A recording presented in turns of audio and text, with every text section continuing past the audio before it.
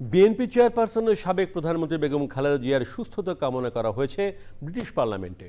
বুধবার লন্ডনের house of লর্ডসে অনুষ্ঠিত আন্তর্জাতিক সেমিনারে তাকে শ্রদ্ধার সাথে স্মরণ করে সুস্থতা কামনা করেন।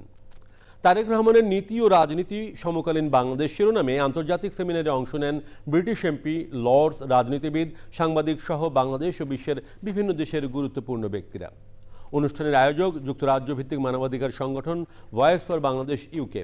সেমিনারে আলোচকরা বাংলাদেশের আসন্ন জাতীয় নির্বাচন, রাজনৈতিক পরিস্থিতি, বিএনপির ভারপ্রাপ্ত চেয়ারম্যান তারেক রহমানের রাজনীতি এবং ভবিষ্যৎ নিয়ে আলোচনা করেন।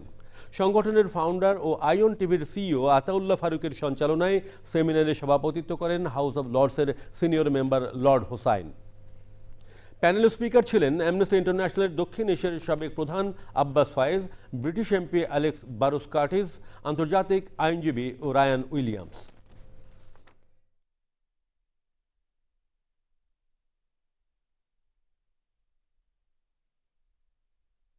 whole nation crying for Begum Khaleda Zia.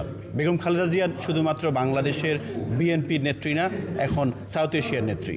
ওনার সুস্থতার জন্য আজকে ব্রিটিশ পার্লামেন্টের এমপি, লর্ডস, আদার্স যারা মেম্বার ছিলেন সবাই দোয়া করছেন। আমরাও দোয়া করি যাতে উনি দ্রুত সুস্থ হয়ে আমাদের মাঝে ফেরত আসতে পারেন। I wish Begum Khaleda Zia a very quick recovery so that she can actually return to Bangladesh when she's healthy and hopefully before the elections.